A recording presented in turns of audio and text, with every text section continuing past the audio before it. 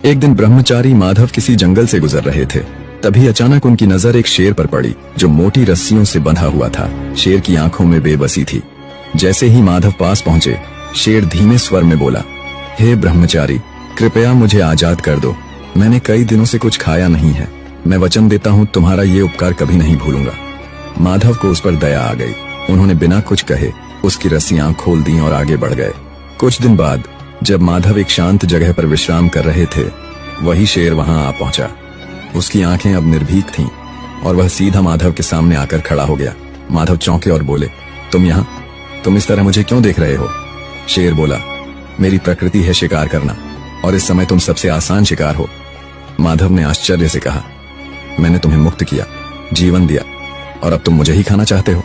शेर बोला, कृपा और कर्तव्य अलग चीजें हैं, जंगल का नियम अलग है। माधव ने कहा, फैसला किसी तीसरे से होना चाहिए। थोड़ी दूर जाने पर उन्हें एक तोता मिला जो एक पेड़ की डाल पर बैठा था। उन्होंने पूरी बात तोते को सुनाई। तोता बोला, मनुष्य पूरी उम्र हमें पिंजरे में बंद रखता है, दाने पानी के नाम पर हमारी आजादी छीन लेता है। जब मन भर जाता है तो पिंजरा किसी और को दे देता है। मैं शेर का पक्ष लूंगा। माधव चुपचाप आगे बढ़े। कुछ दूरी पर उन्हें नारद मुनि मिल गए। उन्होंने पूरे घटनाक्रम को विस्तार से सुनाया। नारद मुनि शांत भाव से बोले, मैं तब फैसला करूंगा जब तुम पूरी घटना को दोबारा वैसा ही करके दिखाओ जैसे हुई थी।